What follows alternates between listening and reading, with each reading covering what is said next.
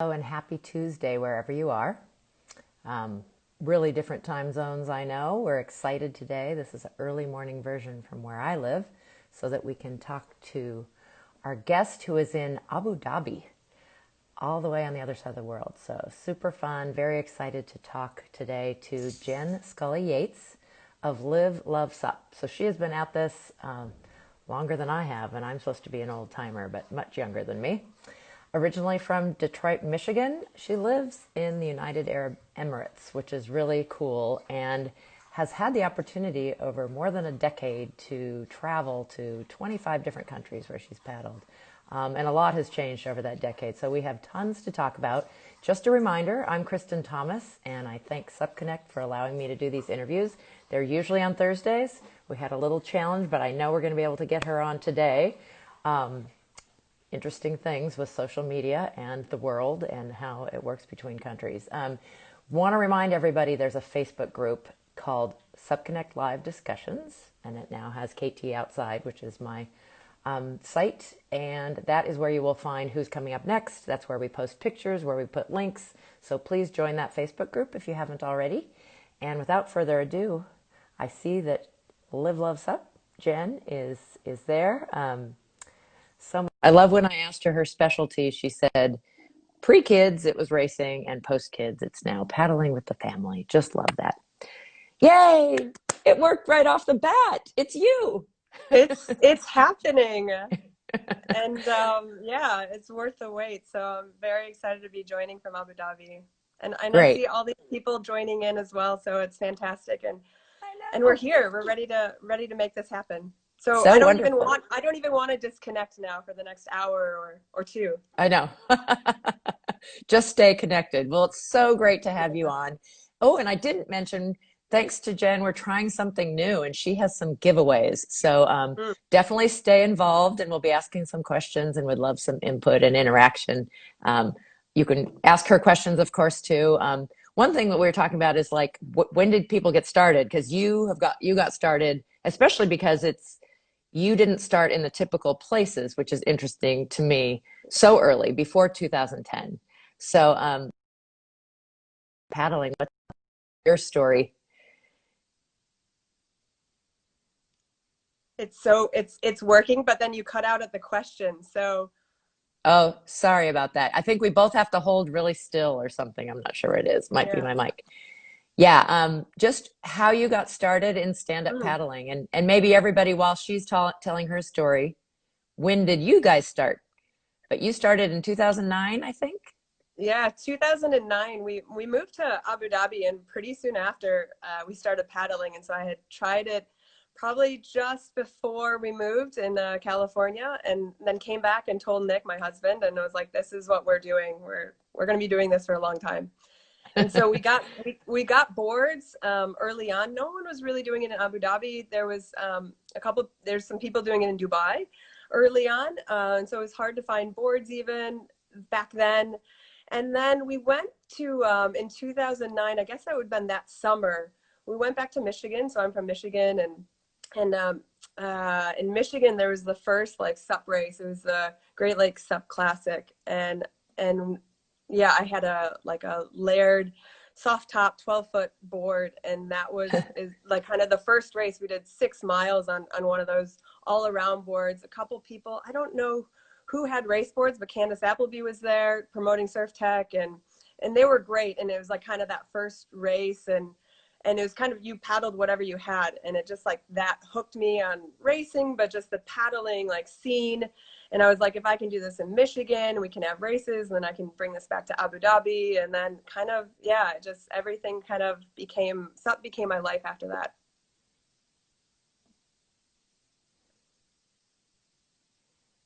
So I got most of your story, but our connection unfortunately isn't wonderful. We got your audio has been mostly really good, so we got most of that story. Okay. All right. Always something, huh? um, but good. Got that story, and it's amazing to me that it was Midwest and Middle East again, two places that they talk about. Start. You did try it in California though, in Yeah. California, Hawaii, Florida, where it really started. But I love that you were in a race series in Michigan in 2009. That's fantastic. And I love that Candace was there promoting and Surf Tech, those companies that were in early. Um, and the all-arounder board thing, a lot of us raced on those for quite a while. All of 2010, I was on an all-arounder before getting into the race board scene. If Oh, you could, exactly. I know. looking back now, what would you tell yourself? I mean, you really did jump in with both feet, didn't you? Yeah, I would say it doesn't matter what board you start with.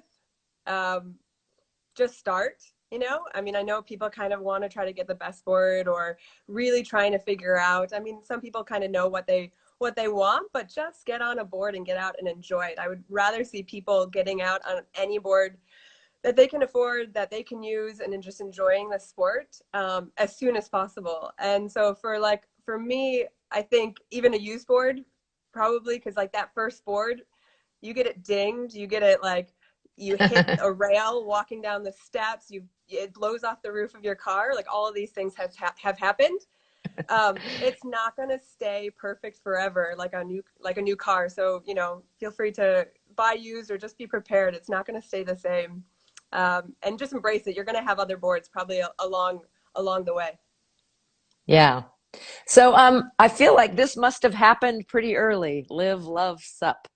Hmm. Because I believe this was the first t-shirt I bought. I might have gotten a race t-shirt before that, and I've had this one for a long time. So you guys were in really early. I think your passion, I guess, led to the business, or how'd that get started? Yeah, I mean, it's been a huge passion project for so many years, and we're still doing what we do kind of full time, but it's something we put our heart and soul in, and it's almost a decade old. And so as a small business, we actually started as just really kind of a way to connect paddlers and community through a fundraising initiative.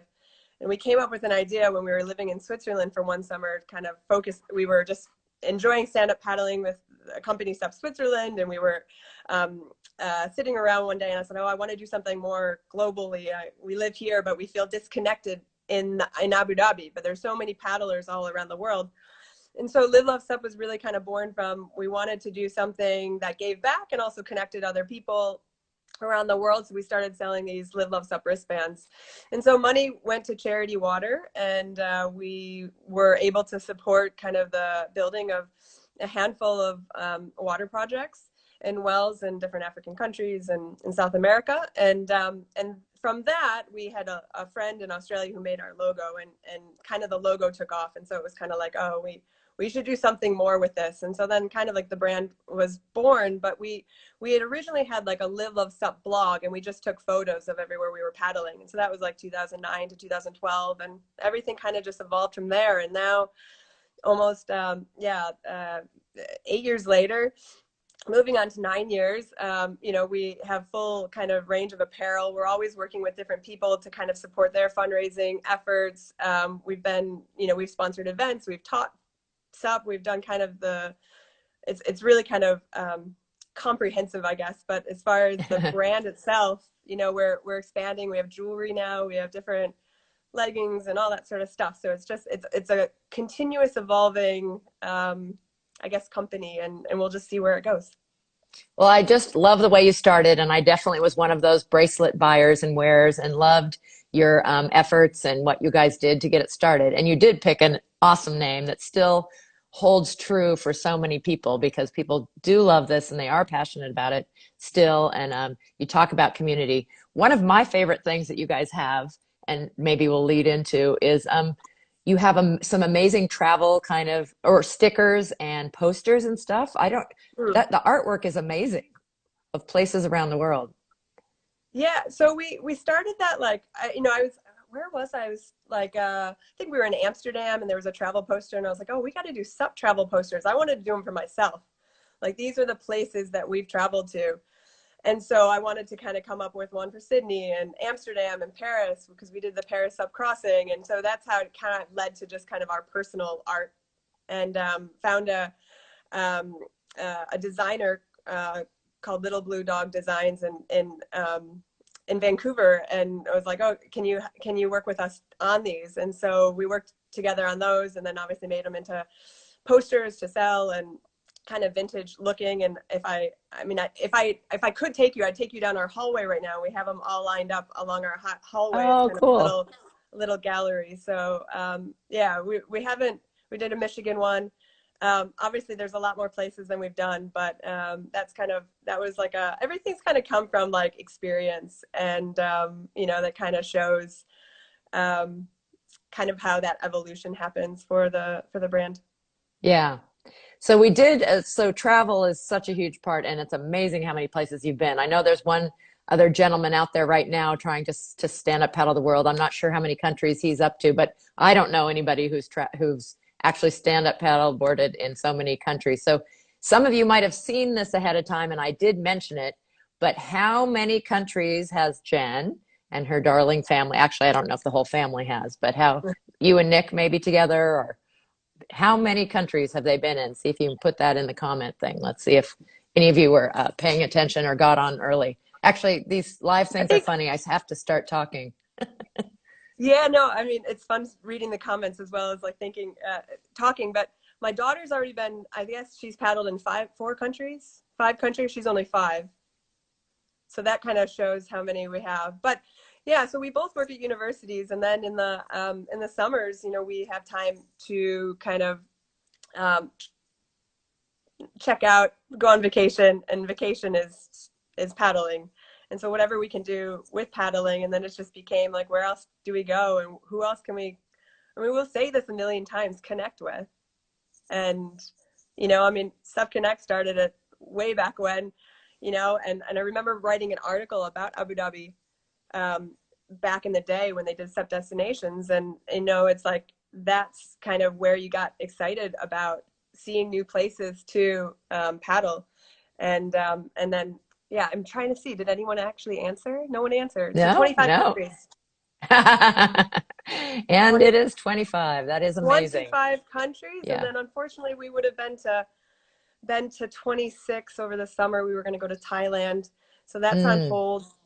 And then I was going to be in the Maldives with Travel with a Paddle and Bo Nixon, which he was on here at some point in May last year, which we'd already been to Maldives. But yeah, I mean, obviously we're very, very fortunate, but it's like a priority. It's something we value, travel. And I know a lot of people don't necessarily get that opportunity to go abroad. But, the amazing thing is that like I'm from Michigan, and I can have just the same amount, like the same experience traveling around Michigan, to Western Michigan, to Lake Michigan, to some of the cities, and paddling there, or paddling in one of the smaller lakes and meeting a community. You can have that same experience, like Yeah. within your own state, within your own country. It's almost kind of yeah. I think that's the I think coolest that's part about it.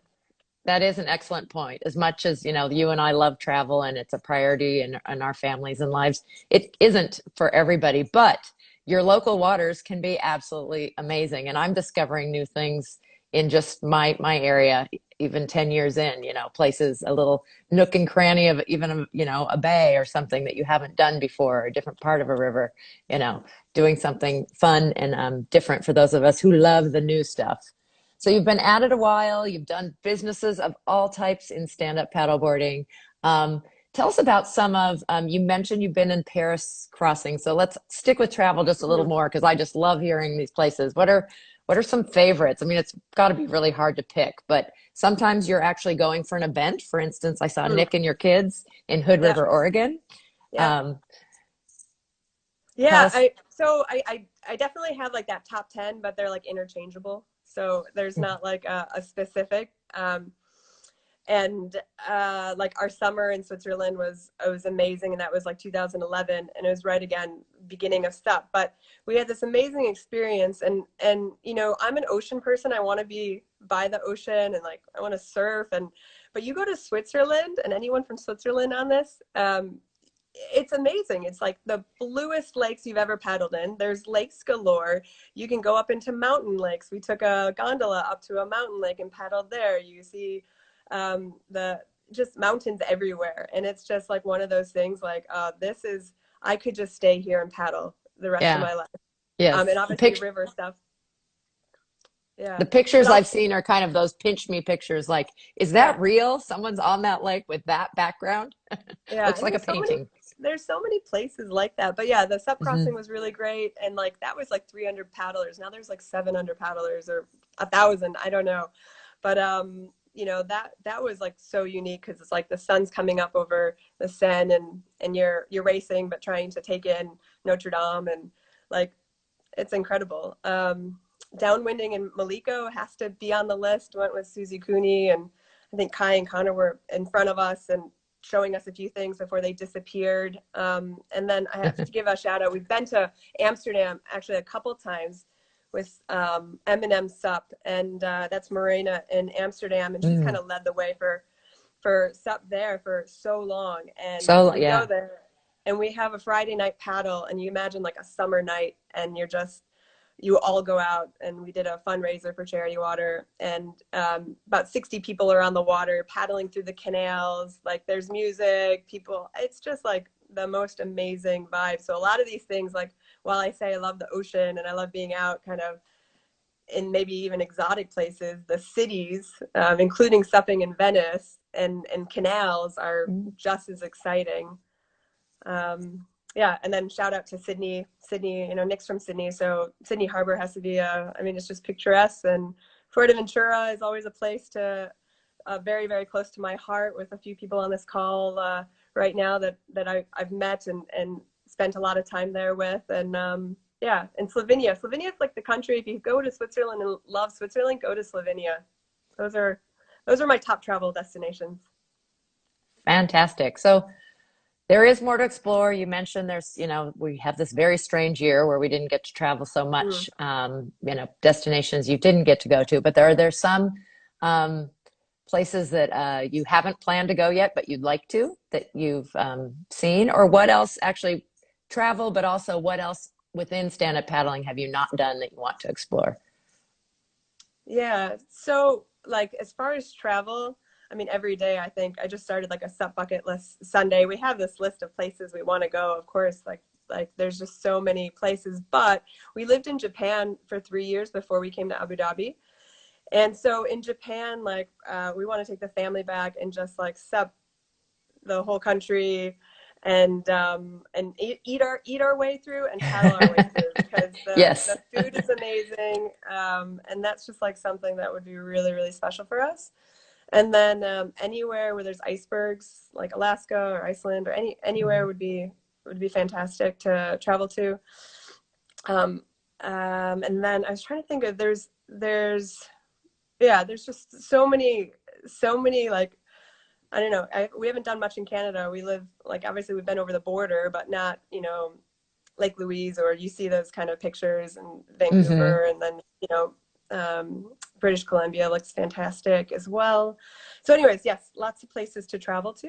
And as far Yeah, as like other things in SUP, um, yeah, maybe like so tandem racing with my daughter. I mean, I'm still that's so racing, cute. but she's 5, and so I would love to do some events with her, or maybe the whole family on one of the big dragon sups. Just do something together. Maybe one of the the like Alpine Lakes tour, like something kind of massive event like that's just one of those things would be great to do. Maybe not as competitively, but just kind of go as a family and do it. I love Um, that. I love that. yeah. Yeah. And you said that's a big part of what's changed over the last 10 years is it was just Mm. you and Nick at the beginning, and now there's a family of 4. So you have 2 darling children who I have met. So I know that for a fact. And I'm sure you get them on the boards. But what a fun idea to paddle with your daughter in some events. Hey, it looks like you've got an invitation to come paddle in Bangladesh. Do Bangladesh, you there see we that? go. Woo! I have not been to Bangladesh yet, and Canada. Thanks, Wendy. Very fun. Yeah, So, and then the other thing I'm working on right now and been kind of launching. It's been a slow launch, but kind of have trialed it a few times. But just doing a women's SUP course called Superwoman and empowered by SUP, and just kind of it's combining 2 passions of mine, SUP and personal development, and working together with a group of ladies through kind of a course retreat that, works on overcoming fears, becoming more confident, pushing through boundaries, that kind of lead through some breakthroughs through like exercises we do on a sup board. And so imagine kind of just what you would do maybe in a classroom or maybe on an outdoor environment, kind of outside in nature, but let's move it to a sup board and kind of talk about that and experience that so that we can, Oh, I kind of love this. help women be more, see how powerful and wonderful they are. Oh, so fantastic. So this isn't Mhm. an in-person course. Are you going to do it there in Abu Dhabi? Yep. Yeah. Yeah. In person. I mean, I don't know where it will take me, but yeah, it's Yeah. something that's kind of, yeah, we'll see. Well, we have seen another wave of new paddleboarders and a wave towards things like that, like people who want to go on expeditions, on Mm. vacations, on retreats. And so I think there's a demand for that in a lot of ways. Um, you have done everything from instruction and you have had races and didn't you start in Abu Dhabi Sup Club or Mhm. business there? So many pieces of that. Have you guys seen an influx? Anybody on the call? Are you guys new in this new wave that's kind of happened during COVID where people have found the outside and found water? Have you seen more people there? Yeah. Yeah. I mean, I think it's even COVID, like after we got kind of out of lockdown, we've just, and the weather's getting better now, but it's kind of like it's a transient place. So things have come up and down. Mm, We had a kind of really strong kind of paddling community. And then we had lots of races. We had the All Stars come out in 2013, 2014. It was just kind of really big. And then lots of people left. And so we've kind of been at it for a while, kind of keep still pushing forward. And we had kids as well. So, it just kind of comes and goes. But post COVID, like just kind of, I think across the world, these people, maybe those people who say, oh, I always wanted to do something. I always wanted to do sup. Or like, now hmm is the time. It is the time to get into this sport and to enjoy it. And obviously, physically distance, it's pretty easy to do activities. So I think across the world and here, we've kind of seen an uptick in people being interested. And now it's just one of those things like I've seen it before, I've tried it before. It's not that like, what are they doing out on the water? That looks strange. Like that looks too hard or whatever. Now people have done it and people want to still do it. And I would say like to those listening who are new that I've like I said this a couple days ago, like I still love sup this the same amount as when I first stepped on a board. And that was, almost 11 years ago. hmm And that says something about it, like just and we have a saying for Live Love Sup that it's not just a board and a paddle. And, it rings true so much. Actually, I'm wearing a hmm shirt, but it's anyways. So yeah, but it's Yeah. true. It is very true. So maybe now is a good time. You could give us tips on lots of different things, but as an instructor, so for people who are newer, what are some Hmm. mistakes to avoid in learning how to stand up paddle? Um, I think you really, because you basically can sup anywhere, you can rent a board anywhere. I really find so much value, obviously, as an instructor to take a proper lesson. Um, Mm, Anyone can do it. It's like, oh, I can stand up and do it and give me flat water. You can do it. No problem. But you'll learn so much and it will just like enhance your experience. You'll get hooked faster. You'll be like, oh, I want to find out a board. You just get that energy from the instructor who shares that passion. And you get mhm. that confidence from day one to continue. Because I meet a lot of people who are like, oh, I've tried it. Yeah, I've tried it a couple times. Oh, I would never go out on my own. Or I don't know how to get started. There's not that drive to kind of get into it, but they're interested. So I think, Yeah. yeah, like getting a proper lesson still to this day, or I mean, obviously have a friend teach you, but and then you just get that local knowledge of, especially anywhere that you want to go.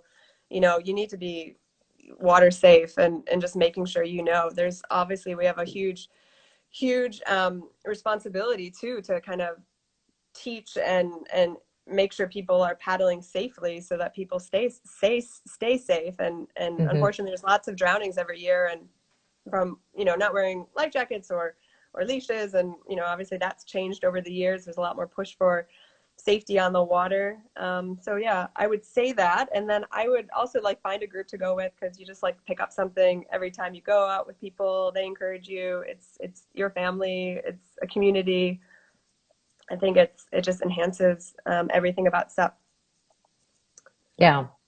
Hey, let's back up and talk about you, because you were, before you had kids, you were into the race scene and kind of racing there, races you've done, equipment you've used for racing. Um, Mm. Tell us about your race career. Yeah, before the first race, that Laird Hamilton, so that was the first board. And then I think we did a couple races in Abu Dhabi before we actually got race boards. And so we did an all-star event in Chicago, and it was just myself and Annabelle Anderson who just went way in front early on, and but there was only two ladies in that event, and so that was kind of the other thing, like just get involved, like Mhm. just go, like you never know. I mean, these things about the races, even if you don't have the race board, most likely then they have a category for you, and then you'll walk away with a medal, and then you'll be like, wow, I didn't even know I could do so well.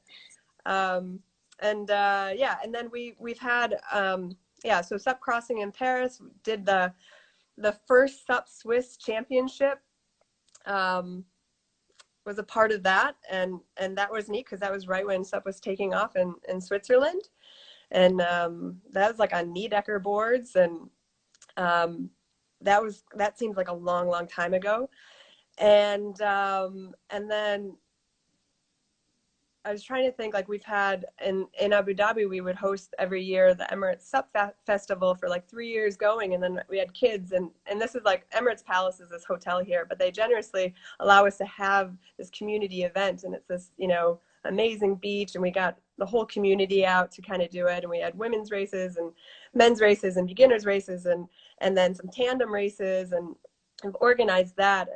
And that was supposed to happen last February, where I was bringing that back again, and unfortunately didn't make it through. Make it through. It was the beginning of COVID, so we had to Mm. cancel it. Basically, it was like the weekend before everything kind of shut down Ah, here.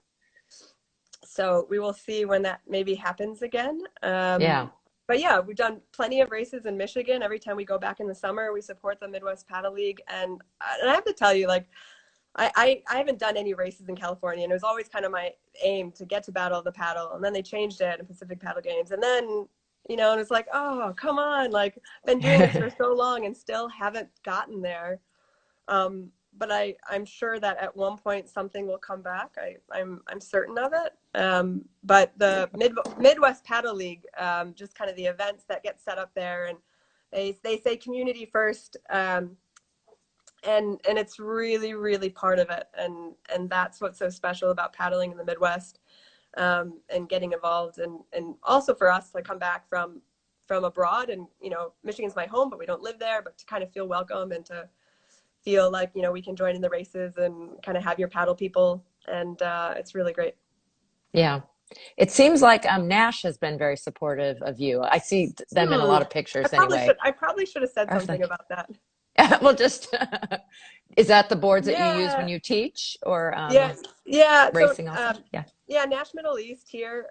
Lee is the distributor, and he's been supporting us for yeah, since 2012, and yeah, we'll teach with his boards. But yeah, I right now have a javelin, the new javelin, the 2020 javelin LE, so or javelin, yeah, and it's great, and but I'm still like have a soft spot for the 12.6, even though we've moved to 14-foot race boards. I still love this black 12.6 Nash Javelin LE from 2015 that's still going strong, many years later. So yeah, and then we have all around boards that we take out with the kids, and those are like Nationalus, so those are great, and then inflatables. So we had C4 inflatables, like right when we went to Switzerland back in the day.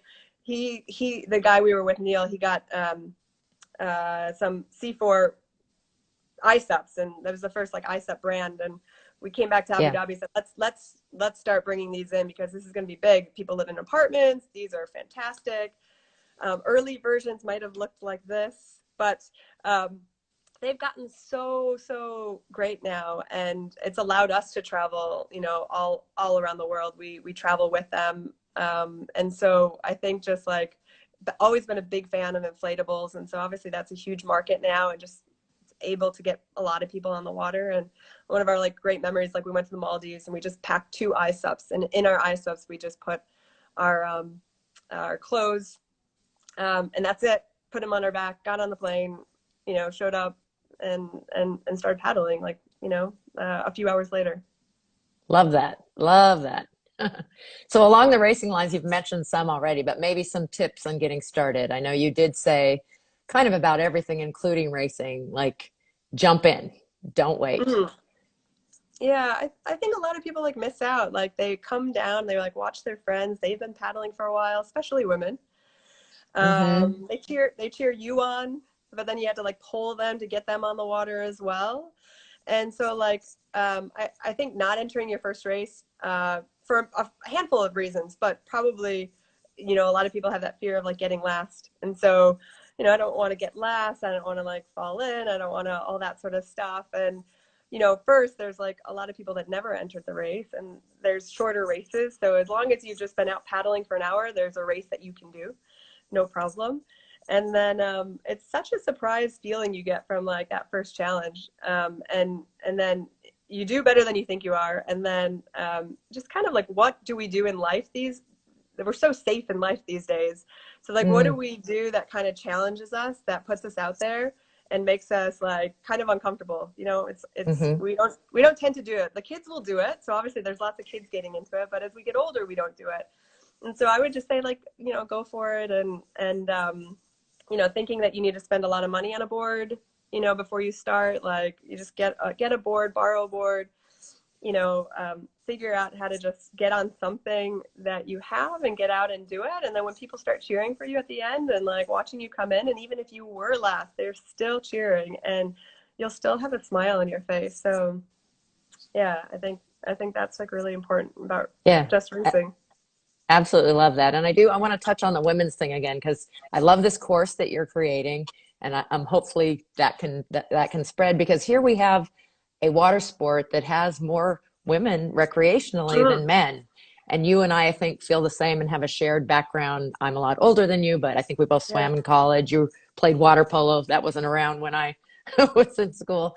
But you don't have to have that water background. But I think we were lucky to be female Mm, athletes. My age group and older weren't even in the same sports. It wasn't even offered. I mean, Title IX in the United States made a difference. And you live in a part of the world where women aren't on the same playing field always and can't. That must be very interesting in different cultures and how women are treated. So I just love that you're trying to encourage women, and I want to do the same. Like, don't be afraid to step into a race. And we often find women are really, we have a lot of really long races, and women in right. distance, that's a strength and sometimes can be, at a, Mm, you know, so empowering women to enjoy it, of course, but the race thing. And I love a little adrenaline or a little excitement. So I think your advice is spot on. Jump yeah. in. And And yeah, I was gonna say also like with the women, I mean, like you can get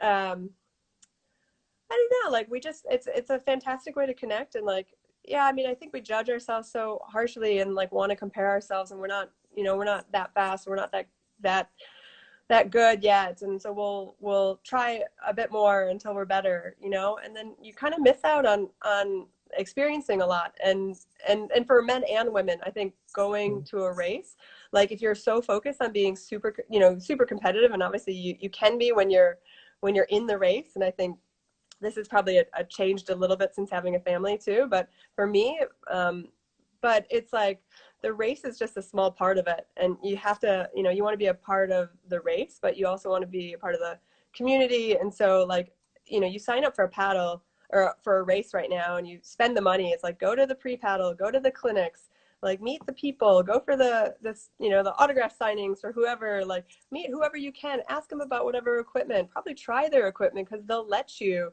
And so like get involved to experience it it all, the after party and meet new people and stuff like that. And so, if you're just focused on just the race, then, you're missing out on a huge, huge part of what the sport is all about. And that's like kind of the difference of this sport, compared to a lot of other things, plus just kind of the stories, the variety of paddlers, obviously in age and experience, and also, their backgrounds and how they came and what they've gone through to get to that point. I mean, that's the best part. Yeah. Community always comes up. And I definitely use that as a selling point. It's like when somebody has found that they love stand-up paddling, why not come to a race? It's a place to meet more people, maybe find your group. But I love the vibe of places or organizations like the Midwest Paddle League have really stressed it so well. It's not competition first, it's community first. And that there's people like Doug, um, I don't know how to say his last name. Starts with a V. I'm sure you know him. And he embraces, he laughs about like they should have the Clydesdale Athena groups for weight classes, and, super happy to embrace improvement, but not having to be first, but just loving the journey of it all and the people that you meet and the places that it takes you.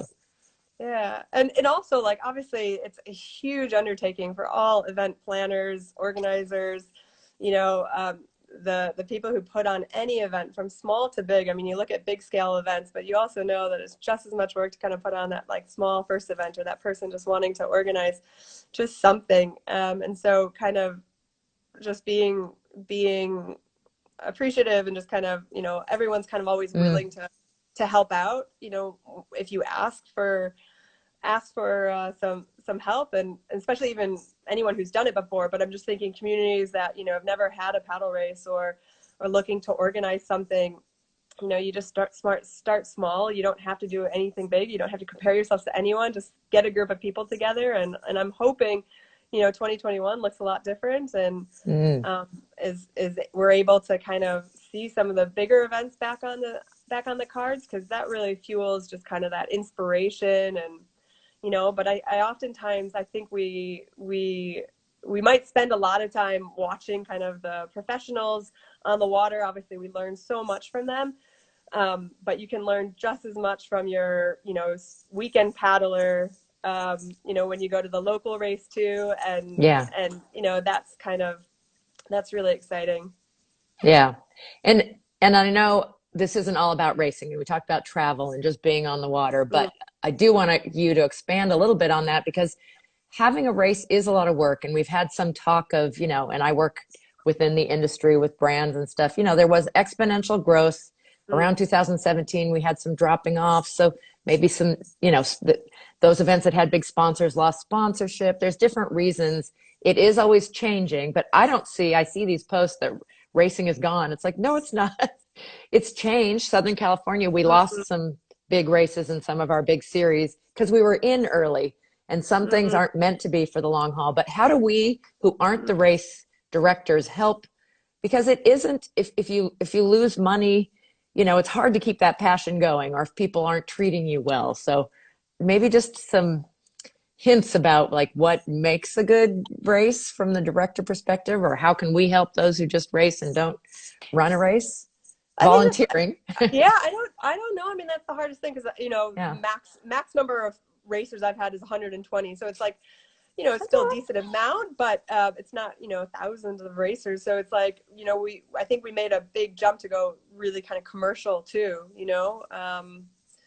which the sport needs. It needs to like kind of push forward as far as the racing side. And I don't always just kind of focus on the racing side, but there's still a lot of events happening, just small time events in communities. And I'm such a grassroots person that, in supporting kind of just the underdogs, and I'm not saying other people kind of have heavy investments in this, and, and it's really challenging. So, but, going back, I think we have a whole new group we have kids that are getting older, and obviously they're seeing their parents who have actually raced for a number of years. And so we're going to have kids kind of like in droves, I think, as long as we can kind of keep pushing that. I hope so. Towards events.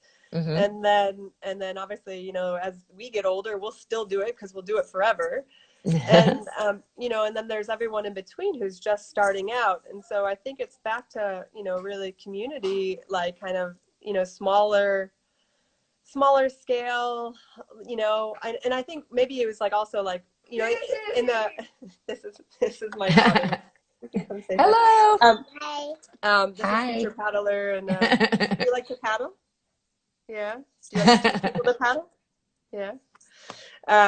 Love it. Yeah, Hi, cutie. and going back to the, I don't know really like what works, but I just know that people are still doing it. So I think we just need to, we've made such strides into like focusing on community paddles, more, but I don't know. It's just, I don't know. I don't have the answer, but I know that just if you we keep pushing through, things will happen. Yeah. So, somebody's saying hello to her. Yeah. Hello, future paddler. She's already busy teaching, and she's going to be a Yeah. tandem paddler too. I love that. Yeah. She's like, Mom, put me to bed. No, not yet. Not quite. Dinner time. Dad's making dinner, so yeah. Yeah. Well, I love the business thing and the business model and the fact that you've kept this up is just fantastic. How about Mm-hmm. those who are listening? Does anybody have any questions? I mean, here we have someone, Jen, her husband Nick, and family, the transition that they made over the last 10 years, visiting so many countries, paddling, getting people started paddling, having paddling events. Love the future workshop. I've never been to the Middle East. Maybe that's a reason to go, to come to your Superwoman or Sup Women. I think yeah, Superwoman. Yeah, I think it's my opportunity to be able to travel, to keep traveling around. So I think that's how I'm setting that one up. But yeah, or having other people teach it. So yeah. Yeah. Very fun, very fun. So if would you change, I mean, it's hard to say. Are there changes in how you would approach things? I mean, you have changed over the last 10 years, so many life changes affect how Yeah. stand-up paddling works. But if you went back to the beginning, what would you change or I think I in just your want to like, approach? I want to not approach, but just realize how much it gives me, and it gives people, and just from not just racing, kind of getting out and going hard and being a part of the race, but like individually getting out on the water, paddling. It's my meditation. It's my safe space. It's my place to. It's something over the last 10 years. I don't think I realized what the effect it has on my mental health. Like, it is the place that I go and need to go, Yeah. to be able to be okay, or to be Jen, to be like the best version of myself. And I Mm. found that place. And it sounds like, oh, like you know talking about stuff, it sounds a bit crazy, but I know there's other people like me who feel just as passionate about it, and yourself included. And anyone on this call, because you got onto a call, whatever time it Yeah. is, from wherever you are, to just listen to people talk about stuff. And so Yeah. yeah, Well, I love the finding that comments like finding that space. yeah, from Bangladesh saying it's an awesome journey. I think, is it Elise or Elsa in Texas? I'm intrigued and inspired. Windy gets you. So I think it really Yeah. resonates what you're saying, and definitely with me. I live in a populated area. If I didn't have water to escape to, mentally and physically, it is like you said, my connection, and I'm my best self if I get water Yeah. time. Like COVID, we were in lockdown for 8. So I think it's almost 10 weeks. I couldn't get onto the water. So that was the longest period of time that I haven't been on the water, including when I was pregnant. So I think the shortest time when I was pregnant was only about 7 weeks after postpartum. But and I paddled right up until I was basically delivered. And yeah, so COVID, just kind of that time, everyone gets to reflect a lot, but it's like, oh my goodness, I have to figure out a way to get out and paddle. Obviously Yeah. we're inside, and only could go to the grocery store, and we're home with 2 kids and homeschooling and stuff like that. So it's challenging, but I think it's just kind of also helped to like kind of revive that like passion. It was a challenging kind of live, love, sup for the last year, just kind of with family and personally, just kind of trying to find that time and energy to like put into what I really kind of envision the next phases, and then post-COVID kind of have gotten that, that drive back to kind of keep Yeah. moving forward. Yeah. Again, a very strange year, but hopefully, I think we both see some positives coming out of it. We talked about the surge, people finding the outdoors. That's a Mm. positive. Hopefully, next year we'll be even more excited to connect. Oh yeah, San Antonio Club. They just got started to share the Stoke. Love that. Oh look, Sarah has joined us, our mutual friend from the UK. Hi, Sarah. Sub Hello to junkies. you too. I know she's awesome. I love this junkie. So, exploring. I think exploring is a really such a great word because there's, you're going to start a course that's about exploring inward, perhaps, and like Mm. finding your courage. Mm. You have explored 25 countries. Mm. Stand-up paddling allows us to have a different view. I think that's one thing when people like, what's the difference between stand-up? And I said, besides being the most versatile water vessel tool, you get a different perspective. And I love that standing up and exploring and looking underwater and what we see and Yeah. being paddling through a city on a canal and seeing landmarks like you have done in Paris. And that one's on my bucket list. But Yeah. I think that's a wonderful theme kind of what you have done in over the last decade and what you're doing. And it's just fantastic. And you must be so proud. You should be proud of all the people you've gotten started, all the people that you've inspired. Um, Yeah, so I work at New York University here in the athletics department, and so like we have a SUP PE class, so I get to I was able to start that because that's what I love to do. So I make a PE class, and the students are required to take PE, and so and it's that opportunity for them to do. So as far as like exploring anything related to SUP, I will do. It's like how else do I kind of find a way to just embrace everything. Probably one area I still want to do, we did a little whitewater in Switzerland years ago. I still want to do more whitewater kind of adventure. I would love to do the kind of Arizona or Colorado River. Like you took a trip mhm. recently Yeah, and led a I got trip, so I co yeah, I got to co-guide a trip that I had been on before with co-ed, but it was just 10 women, self-supported. So we had all our stuff on our yeah. boards and camped and went to hot springs from there and down a quieter part of the Colorado. So it wasn't whitewater, but it was Mm. river Yeah, but paddling just and the river, camping. just that Amazing. experience overnight, just it looks incredible. So like that's something. And I think if we were in the States, it's interesting because I think if we were US based, then we probably would have experienced a lot more just US locally. I don't think we would have traveled as much, but still we would have gotten to all those kind of, there's go explore, like the RV like commercial always says like every summer explore. That's weird, but it's always an outside magazine. But it's like that's what you do with a SUP now, is just like go pick a location in the States and explore, or pick a location in Europe and explore. Australia, like eventually we're going to actually transition to Australia in the next few years, and Mm, that's just never ending opportunities to explore the coastline and beautiful places to paddle. So, I don't think it will ever get old. yeah, agreed. Yeah. So we haven't given anything away. And Mm. I don't know if we have any newbies. We definitely have some people doing amazing things in different places, and definitely we have a lot of passion there.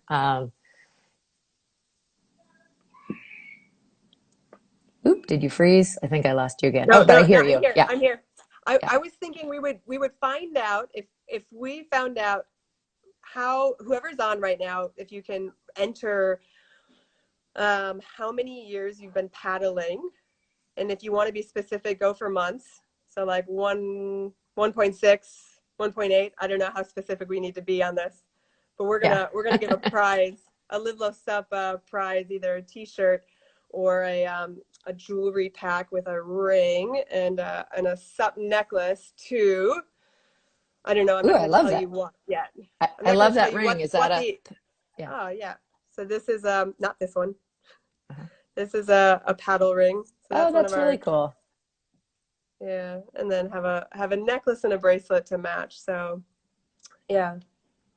So, Well, anyways, I'm who gonna, wants to win something? Anyone? Anyone? Just enter how long you've been paddling. You know you want to. years. You know you want to. I Getting think somebody? Yep. Oh, somebody already has your ring. 12 years. That is Wow, that's great. amazing. I want to know where Super Lola is from. She's in Texas. She said that they Mm, started something in San Antonio. But Super fantastic. Lola, remind me, is it Elise or Elisa from Texas? Because she's jumped on the calls before.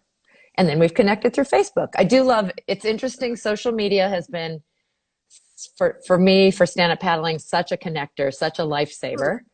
But I haven't seen Social Dilemma yet. I'm hearing all these, the I negative know. side of what social media does and how it Oh, gets to Hawaii. us. And yeah. Hawaii. Super Oh Lola's yeah, from Hawaii. We got from Hawaii. Sarah, Yeah. Suck Donkey, 8 years. Wendy, 10, 11 years. Lisa. So Um, we've got some long uh, timers here. I love it. about the connection or the social media, like we wouldn't exist. We couldn't be in Abu Dhabi doing what we do around the world without social media. So I think Facebook and Instagram, as much as I'd most likely want to throw my phone in the water and just be able to, enjoy and have someone else like document from like above and, do all the stuff for me. It's a part of it too, but we've been able to connect as well, 4 Yeah. years-ish, 4 years for Yeah. Joseph. What Yeah. else we have? I'm still waiting. I'm not going to give away something quite yet. Oh, and Elisa, that's right. She's in the military, so she's moved quite a bit, which is really cool too. The Sup family, is that Nick? That's Nick in the kitchen. Hi, Nick.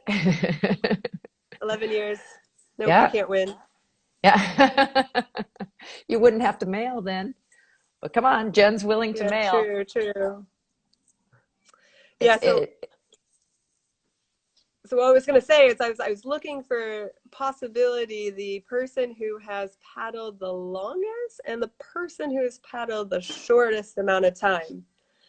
So yeah, if anyone else is on the call, I mean, I see only a handful of people on this call. I'm gonna imagine it's 150, and everyone's just kind of, too nervous to enter.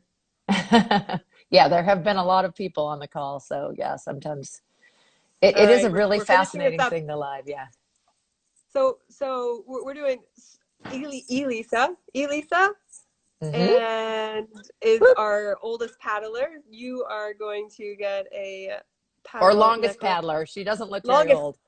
no, no, no. The oldest paddler, the longest paddler. You're gonna get a necklace and a ring from Live Love Oh, Sup. And great. then Joseph, 4 years. You're the youngest paddler, the newest paddler.